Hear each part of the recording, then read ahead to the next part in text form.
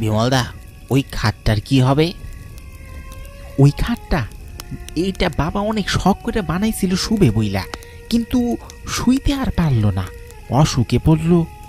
মরার আগে বলছিল এই খাটে করে যাতে তাকে এই শেষ বিদায় দেওয়া হয়, অন্তত তার আত্মা শান্তি পাবে। কিন্তু এটা তো আর আমাদের লাগবে না, কিছু তো একটা করতে হবে। আর শেষ চিহ্ন বিক্রি করাও ঠিক না। দাদা, খাটটা কোনো অসহায়কে দিয়ে দিই।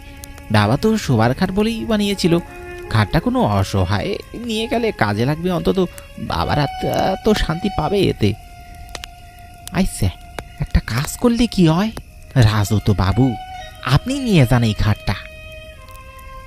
আগে বাবু, এত বড় লোকি খাট আমি শুইতে পারবো?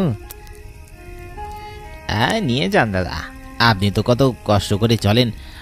কালীপুরের শ্মশান ঘাটে কত মরা পোড়ান, কিন্তু তাতে আর কতই বা পান। হ্যাঁ, খাটটা নিয়ে যান। আজ্ঞে বাবু, আপনারা যখন এত করে বলতেছেন তখন নিয়ে যাই। আচ্ছা, অনেক রাত হলো, আমরা চলি তবে। তুমি বাড়ি যাও, আর খাটটা ফেলে রেখেছেও না, কাজে লাগিও। জি আজ্ঞে বাবু। আজ অমল বিমলের বাবা কমল বাবু মারা গেছে। বিদায় বেলা তার শখের খাটে করেই তাকে আনা হয়। দাহ করার পর ছেলেদের কথা মতো রাজতবাবু খাটটা বাড়ি নিয়ে যায়। রাজতবাবু মরা দাহ করে। গরিব মানুষ, খানিকটা লোভ আছে বটে, তাই আর নিষেধ করেনি।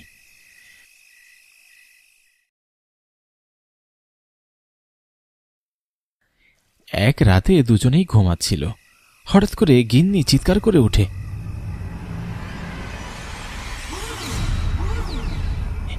কি গিন্নি, কি হয়েছে? কি হয়েছে? চেঁচাইতাছো কে? ওগো, কেউ মনে হইছে আমার গলা সাইপে ধরছে। দূর, ওইসব কিছু না, ওইসব তো আমার মনের ভুল। ঘুমাইয়া পড়ো এবার, অনেক রাত হয়ে গেছে।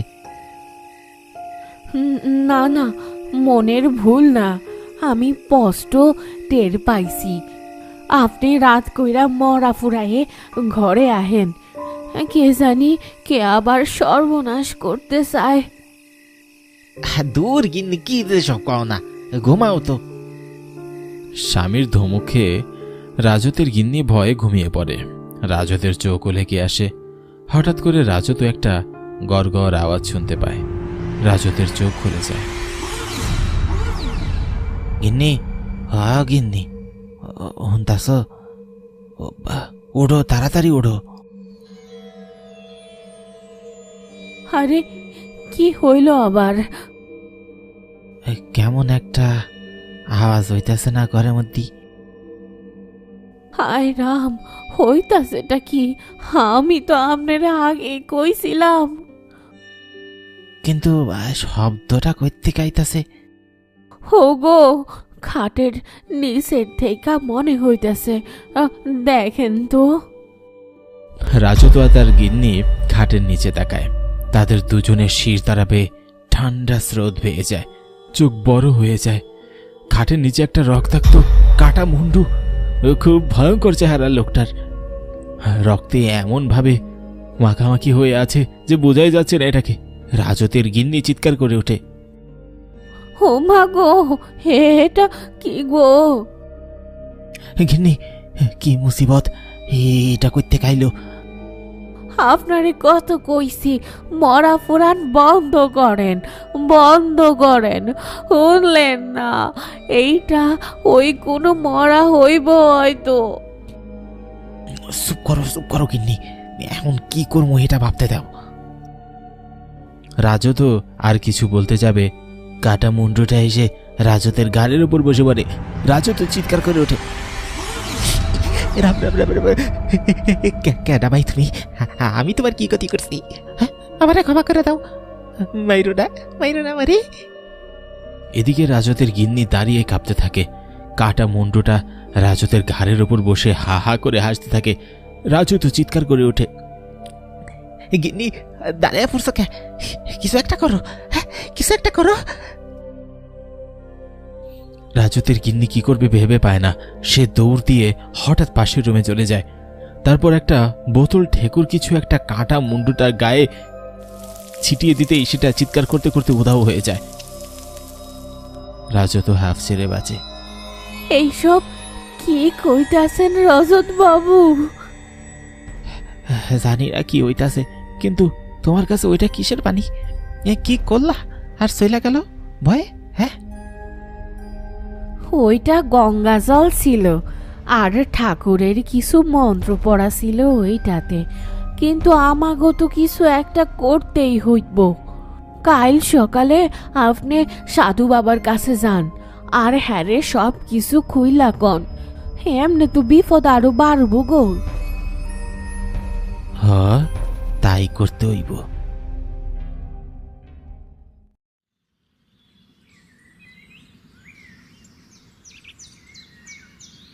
পরদিন দুপুরবেলা রাজতবাবু মন খারাপ করে ঘরে ফিরে। গিন্নি জিজ্ঞাসা করে, কি হইল আপনার সাথে? সাধু বাবা আয় নাই? না গিন্নি, সে নাকি অনেক দূরে গেছে, কবে আইব কেউ জানে না। আয় হায়, এখন কি করবেন? ওই কাটা মুন্ডুটা যদি আবারও রাত কইরা আয়।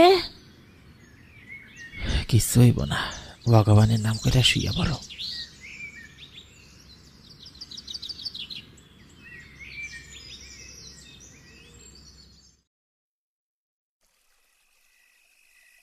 সে রাতে আরেকটা মরা পুড়িয়ে রাজত বাড়ির দিকে রওনা দেয়।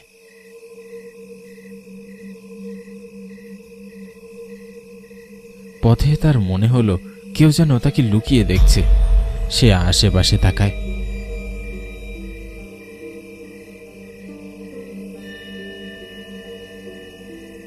তারপর দৌড় দিয়ে বাড়ি চলে আসে।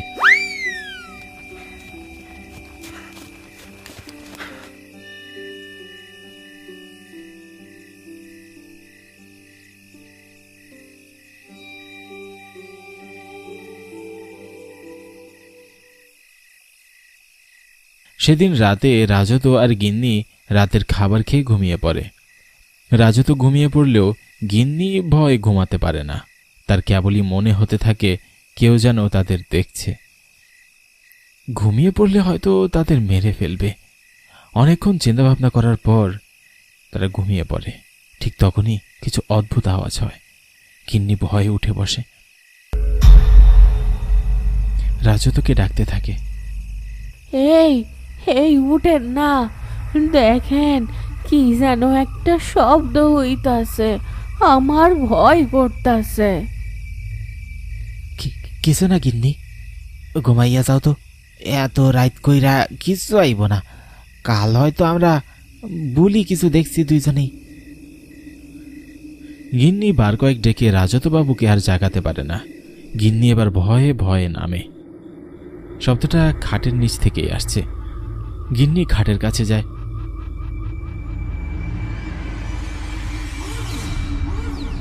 রাজতের গিন্নি আধো আলো অন্ধকারের সামনে তাকায়। এটা আর কিছু না, গত রাতের সেই কাঠা মুন্ডুটা। কিন্তু এবার তার পুরো শরীরটাই সাথে আছে। পুরো মুন্ডু আর গালে চেহারায় রক্তে ভরা। গিন্নি ভয়ে কাঁপতে থাকে। হঠাৎ করে তার মনে হয় এই লোকটাকে সে কোথাও দেখেছে। আপনি কে? হ্যাঁ, আমাগো পিছু লইছেন কেন? রাখবো না, তোদের এত বড় সাহস আমার খাট দখল করছিস? মানে কিসের খাট? কি কোন সব? আমি এই খাট বড় শখ করে বানিয়েছি। তোর স্বামী সেটা চুরি করে এনেছে, তার উপর আমার খাটটাও ব্যবহার করছে। এত চিৎকার চেঁচামেচি শুনে রাজত ঘুম থেকে উঠে পড়ে। আগে কামল বাবু, আপনি আপনি তো মইরা গেছেন, তাহলে এনে কি করে আইছেন? আমি মরেছি, কিন্তু আমার আত্মা শান্তি পাইনি তোদের জন্য। আমরা কি করছি বাবু? কি করেছিস? আমার শখের খাট কেন চুরি করেছিস? চুরি করি নাই বাবু, আত্মার ছেলে আমারই দিছে। তো দিয়েছে বলে তুই নিয়ে আসবি? তুই জানতি না এই খাট আমি কত শখ করে কতদিন ধরে বানিয়েছি? সেটা এনে আবার তোরা তাতেই ঘুমোচ্ছিস। আমার খাটে আমি ঘুমাতে পারলাম না। অনেক বড় ভুল করে ফেলেছিস তোরা, অনেক বড় ভুল। তার খেসারত দিতে হবে তোদের। দাদা বাবু, আমাকে ছেড়ে দেন। আমরা তো জানতামই না এই খাটের জন্য আপনি এমন করবেন। এই খাট আপনার এত ভালোবাসার জানতাম না বাবু। এই খাট আমার কত প্রিয়। কিন্তু কমল বাবু, আপনি তো মরে গেছেন, এই খাট দিয়া কি করবেন? এটা কালীপুরের শ্মশান ঘাটে থাকবে, যেখানে আমাকে পোড়ানো হয়েছে। আমি সেখানেই আমার ঘাটে থাকব। আমার আত্মা শান্তি পাবে। নিয়ে নেন, আপনার খাট আপনি নিয়ে নেন। আমাকে ছেড়ে দেন, আমরা সাফ করতে রাজি। তা তো হবে না। যা ভুল করেছিস তার সাজা তো পেতেই হবে। রাজতবাবু আর কিছু বলে ওঠার আগেই কমলবাবুর আত্মাটা রাজতবাবুর গিন্নির আত্মাটাকে মোটকে দেয়।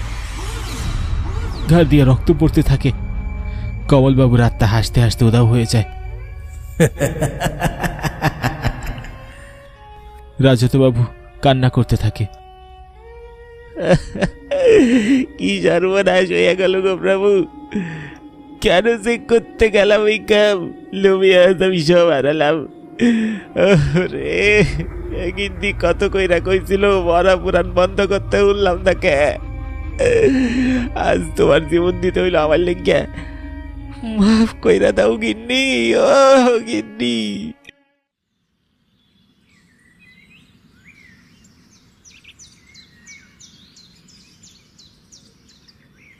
পরদিন সকালে রাজু তো দ্রুত গিয়ে অমল বিমলকে সব জানায়। পুরো গ্রামে ঘটনা ছড়িয়ে পড়ে। অমল বিমল মাথা নিচু করে। আমাদের ক্ষমা করে দাও রাজু বাবু, আমরা বুঝতে পারিনি আমাদের ভুলের খেসারত তোমাকে দিতে হবে। আমরা জানতাম এটা বাবার প্রিয় খাট ছিল, কিন্তু এতটা প্রিয় যে কারো জীবন চলে যেতে পারে সেটা বুঝিনি। কেউ তার শখের জিনিসের জন্য এত পাগল হইতে পারে যে মৃত্যুর পরেও সেটা আদায় করতে চায়, এটা আমাকে কল্পনাতেও ছিল না। আর ক্ষমা চাইয়া কি হইব বাবু? যা ক্ষতি আমার দাদা হইয়াই গেছে। এখন খাটটা নিয়ে আর শ্মশানে দিয়ে আসতে হইব। রাজতের কথা মতো রাজত, অমল আর বিমল বাবু কালীপুরের শ্মশান ঘাটে সেই খাটটা রেখে দেয়। পুরো গ্রামবাসী অবাক হয়ে সে ঘটনা দেখে। সেদিনের পর থেকে আর কেউ বিপদে পড়েনি। তবে রাত করে শ্মশান ঘাটে কেউ বলেও আর পা মারে না। দেহ সৎকার করতে যারা আসতো তারা কোনো রকমে সৎকার করেই চলে যেত, ঘাটের কাছেও ঘেঁষত না। কালীপুরের শ্মশান ঘাট সেদিন থেকে এক প্রকার ভয়ের নাম সবার জন্যে। রাজতবাবু তার গিন্নির কথা ভুলতে পারে না, নিজেকেই দোষারোপ করে।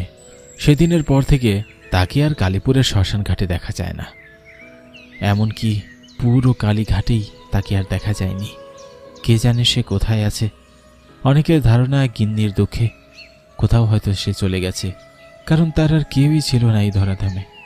অনেকের ধারণা কমলবাবুর ভূত তাকে মেরে ফেলেছে, কি জানি, হয়তোবা। কিন্তু কমলবাবুর সেই খাট বছরের পর বছর পড়ে আছে সেই কালীপুরের শ্মশান ঘাটেই।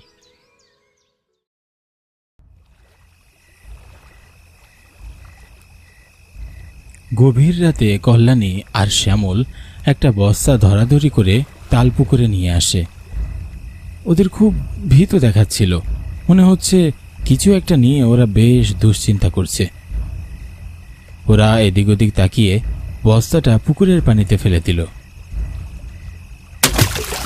এবং খুব তাড়াহুড়ো করে সেখান থেকে চলে গেল।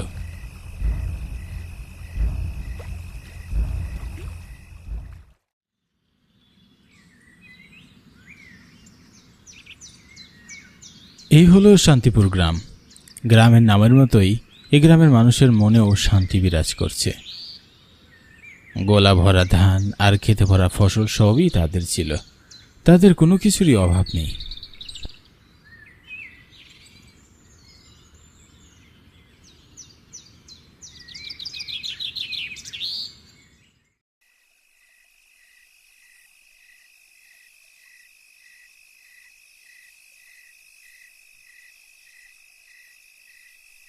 কে রাহুল, এত রাতে হাত থেকে ফিরলি বুঝি? আর বলো না দাদা, জরুরি এক কাজে আটকে গিয়েছিলাম, তাই একটু রাত হলো। আচ্ছা ঠিক আছে, দেরি করিস না, এখন তাড়াতাড়ি যা। আচ্ছা ঠিক আছে রাহুল দাদা, বড্ড দেরি হয়ে গেছে।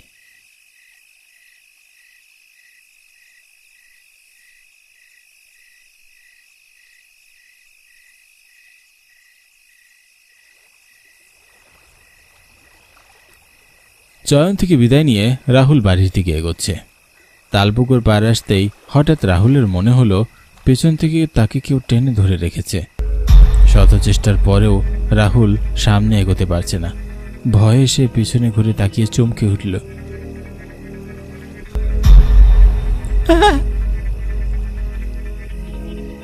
সেই রাতে রাহুল আর বাড়ি ফিরে যায়নি।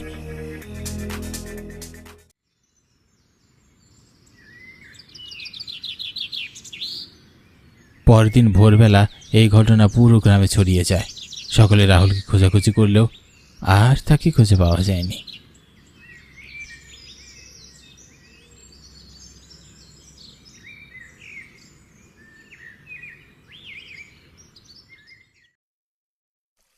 সেদিন সন্ধ্যায় কালুর বউ মালতী কল্যাণীর বাড়িতে যায়। কল্যাণী তখন উঠোনে কাজ করছিল। কি গো কাকি, এই অবেলায় তুমি কাজ করছো? তা তোমার ছেলের বউ কই? ওই মুখ পুরি তার বাপের বাড়ি গেছে। তাই এই ভর সন্ধ্যাবেলা কলসি নিয়ে তুমি কোথায় যাচ্ছ কালুর বউ? আর বলো না গো কাকি, ঘরে একটুকু পানি নেই, তাই তো তোমার বাড়ি এলাম। ভেবেছিলাম ওমাকে নিয়ে তালপুকুরে যাব। তোমাকেও বলিহারি বাপু, তোমার কি কোনো আক্কেল জ্ঞান নাই? এই ভর সন্ধ্যাবেলা তুমি তালপুকুরে যাবে? রাহুলকে যে খুঁজে পাওয়া যাচ্ছে না, এই খবর কি তুমি শুনতে পাওনি? কিসের কথা তুমি কিসে যে মিলাও কাকিমা? নিশ্চয়ই রাহুল দাদা জরুরি কোনো কাজে গিয়েছে, তুমি একটু বেশি বেশি ভাবছো। আচ্ছা আমি গেলাম গো কাকি। তারপর মালতী একা একা তালপুকুরে যায়।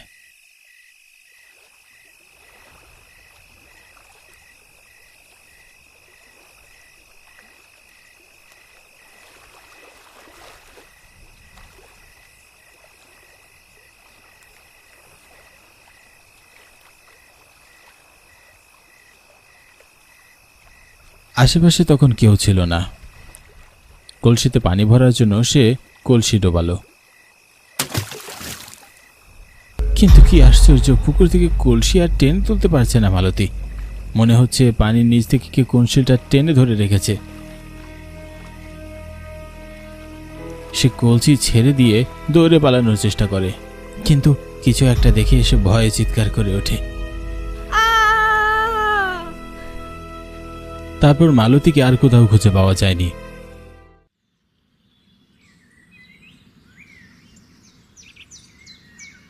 পরের দিন এই ঘটনা পুরো গ্রামে ছড়িয়ে পড়ে। গ্রামবাসীর মনে আতঙ্ক সৃষ্টি হয়। শান্তিপুর গ্রামের শান্তি যেন ধূলিসাৎ হয়ে যায়। ভয়ে কেউ আর তালপুকুরের আশেপাশেও যায় না। এমনকি খুব বেশি প্রয়োজন না হলে গ্রামের লোকজন রাতের বেলা ঘর থেকেই আর বের হয় না।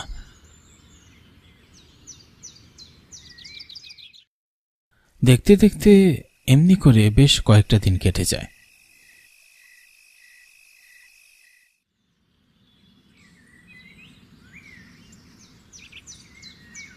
তারপর একদিন জমিদার মশাইয়ের একমাত্র ছেলে ঈশান পুজোর ছুটিতে গ্রামে আসে। পুজোর সমস্ত আয়োজন করা হয়েছে জমিদার কাকা, মানে আপনি যদি একবার সবকিছু দেখে নিতেন ভালো হতো। সে না হয় দেখবো, কিন্তু আয়োজনের যেন কোনো কমতি না থাকে। না না জমিদার মশাই, কোনো কমতি হয়নি, আপনি যেমন বলেছেন তেমনি হয়েছে। এবারের পুজো নিয়ে গ্রামের মানুষদের মধ্যে খুব একটা আমেজ দেখতে পাচ্ছি না। পুরো গ্রামে কেমন যেন একটা থমথমে পরিবেশ বিরাজ করছে। কারণটা কি? সে কি আপনি কিছুই জানেন না ঈশান বাবু? আমাদের গ্রামে অশুভ কালো ছায়া পড়েছে। গ্রাম থেকে ঘন ঘন মানুষ গায়েব হয়ে যাচ্ছে। বাবা, জয়ন্দা, শ্যামল সব ঠিক বলছে তো? ও ঠিকই বলেছে ঈশান। তারপর জমিদার বাবু ঈশানকে সমস্ত ঘটনা খুলে বলে। ঈশান বলে, তোমরা যে কি বলো না বাবা, সত্যি তোমরা আজকালকার হয়েও এসবে বিশ্বাস করো। হাসালে বাবা, হাসালে। ঈশান হাসতে হাসতে তার রুমে চলে যায়। শ্যামল আর চয়নও তাদের কাছে চলে যায়।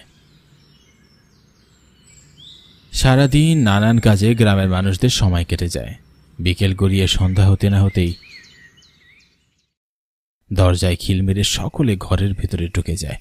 কেউ বাইরে পা রাখে না। এদিকে ঈশানের কিছুতেই ঘরে আর মন টিকছে না। সে পরিপাটি হয়ে বাড়ির বাইরে যেতে লাগলো। জমিদার মশাই অবাক হয়ে বললেন,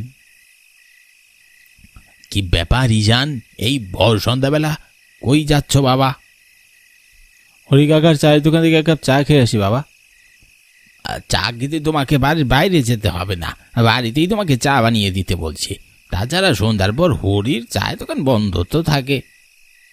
ওহ বাবা, তোমরা এই যুগের মানুষও এই সব কুসংস্কারে ডুবে আছো। গ্রামে এসে যদি আমাকে এভাবে বন্দী হয়ে থাকতে হয় তাহলে শহরেই থাকা ভালো। ঈশানকে এভাবে রাগ করতে দেখে জমিদার মশাই তাকে আর বাধা দিল না। সে বাড়ির বাইরে চলে যায়। পুরো গ্রাম তখন ঘুটঘুটে অন্ধকারে ঢাকা পড়ে আছে। ঈশান টর্চ জ্বালিয়ে হরি কাকার চায়ের দোকানে যেতে লাগলো। আশেপাশে কোথাও কোনো মানুষ দেখা যাচ্ছে না। অন্ধকার রাস্তায় ঈশান একা একা হাঁটছে। হাঁটতে হাঁটতে একটা সময় সে তাল পুকুরের পাশে চলে আসলো।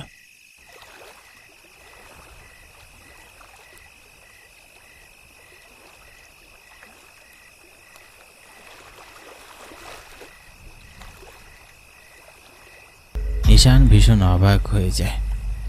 অজানা ভয়ে তার গা কেঁপে ওঠে। কি, আমি এখানে এলাম কি করে? আমি তো হরি কাকার চায়ের দোকানে যাচ্ছিলাম। মনে হয় অন্ধকারে ভুল পথে চলে এসেছি। তারপর হরি কাকার চায়ের দোকানে যাওয়ার জন্য ঈশান খুব দ্রুত হাঁটতে লাগলো। হাঁটতে হাঁটতে একটা সময় সে খুব ক্লান্ত হয়ে যায়। প্রায় আধ ঘন্টা হাঁটার পর ঈশান লক্ষ্য করল সে এখনো তালপুকুর পাড়েই রয়েছে। সে ভয়ে চমকে উঠে বলল, কি আশ্চর্য, এত সময় ধরে হাঁটছি এক জায়গাতেই, কিন্তু এটা সম্ভব কি করে? ঈশান আরো তাড়াতাড়ি হাঁটার চেষ্টা করলো, কিন্তু কিছুতেই সে তালপুকুরের পাড় থেকে সরতে পারছিল না।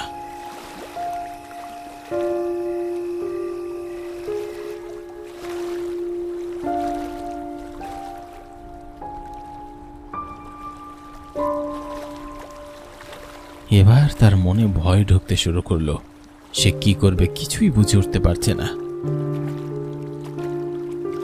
হঠাৎ টর্চের লাইটের আলো নিভে যায়। হঠাৎ প্রচন্ড ভয়ে ঈশানের বুকের ভেতরটা কেঁপে ওঠে। শরীরের সমস্ত শক্তি দিয়ে সে দৌড়ে পালানোর চেষ্টা করে, কিন্তু কিছুতেই সে জায়গা থেকে নড়তে পারে না। মনে হচ্ছিল কেউ খুব শক্ত করে পিছন থেকে তাকে টেনে ধরে রেখেছে। ভয়ে তার বুকের ভিতরের পানি শূন্য হয়ে যায়। তারপর সে হোঁচট খেয়ে পড়ে যায়। অনেক কষ্টে সে কোনো রকমে উঠে দাঁড়াতে না দাঁড়াতে আবারও হোঁচট খেয়ে পড়ে যায়। হঠাৎ তার মনে হচ্ছে বারবার তাকে ল্যাং মেরে কেউ ফেলে দিচ্ছে, কিন্তু ঈশান আশেপাশে কাউকে দেখতে পাচ্ছে না। সে বুঝতে পারলো তার সাথে খুব খারাপ কিছু হতে চলেছে। ভয়ে ভয়ে ঈশ্বরের নাম জপতে লাগলো সে।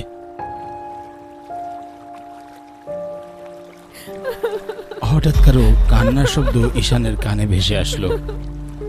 এমন করুণ ভাবে কে কান্না করছে? আশেপাশে তো কাউকে দেখতে পাচ্ছি না। আমার সাথে এগুলো কি হচ্ছে? তখনই কেউ খুব জোরে ধাক্কা মেরে ঈশানকে তালপুকুরে ফেলে দেয়। কি আশ্চর্য, ঈশান পুকুরের পানিতে ডুবছে না, সে পানির উপর ভাসছে। দেখে মনে হচ্ছে কেউ পানির উপরে খুব স্বচ্ছ গাছ বিছিয়ে রেখেছে। ভয়ে তার বুকের ভেতরটা ধুক ধুক করছে, হাত পা থরথর করে কাঁপছে।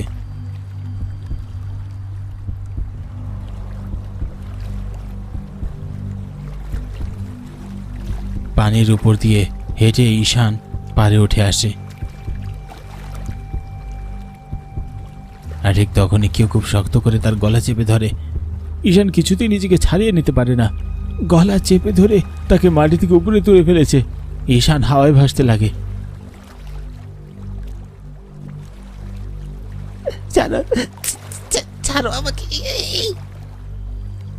এ কথা বলতে না বলতেই ঈশান আছড়ে মাটিতে পড়ে গেল।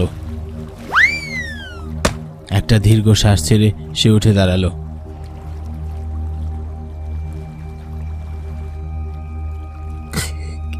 কে তুমি? আড়াল থেকে আমাকে ভয় দেখাচ্ছ কেন? সাহস থাকলে সামনে এসো। ঈশানের কথা বলতেই তার সামনে একটা ভয়ঙ্কর পিশাচিনী এসে হাজির হয়। পিশাচিনীর চোখ দুটো লাল টকবকে, সারা শরীরে পেটানোর দাগ, হাতের নখগুলো ধারালো। এমন ভয়ঙ্কর দৃশ্য দেখে ঈশান নিজের সাহস আর ধরে রাখতে পারে না। সে খুব ঘাবড়ে যায়। পিশাচিনী কিছুটা বিশ্রীভাবে হাসতে শুরু করে।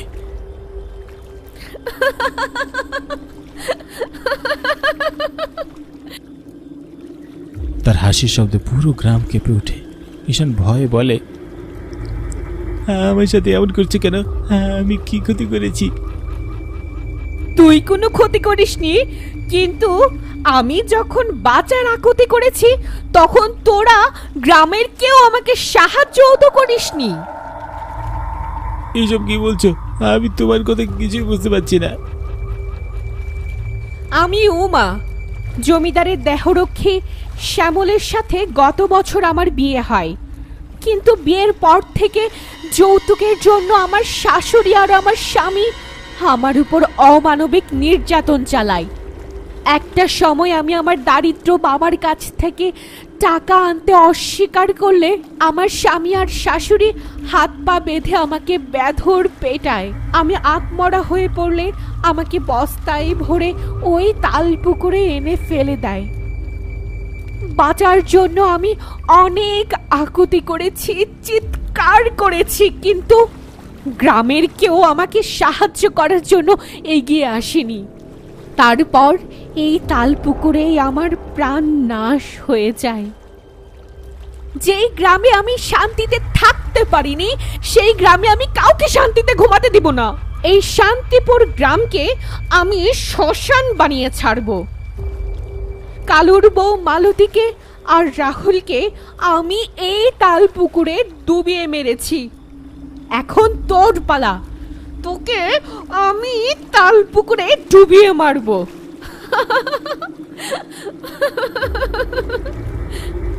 না না, আমার সাথে তুমি এমনটা করো না। এভাবে একের পর এক নিরপরাধ মানুষের প্রাণ নাশ তোমার ঠিক হচ্ছে না। তোমার প্রাণ আমি ফিরিয়ে দিতে পারবো না, কিন্তু আমি তোমাকে কথা দিচ্ছি, তোমার স্বামী আর শাশুড়িকে আমি পুলিশের হাতে তুলে দেব। তোমার হত্যার বিচার আমি প্রতিষ্ঠা করব। ঈশানের কথায় পিশাচিনীর চোখে পানি এসে যায়। সে কান্নায় ভেঙে পড়ে।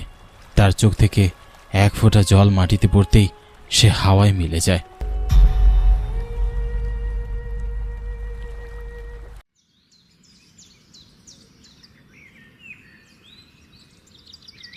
একটু পর ভোরের আলো ফুটে ওঠে। ঈশান তার বাড়ি ফিরে যায়।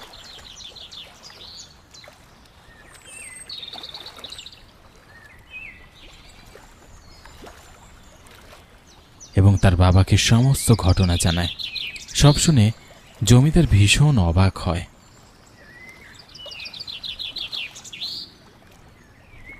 কিছুক্ষণ পর ঈশান পুলিশ নিয়ে শ্যামলের বাড়িতে যায় এবং শ্যামল আর তার মাকে পুলিশের হাতে তুলে দেয়।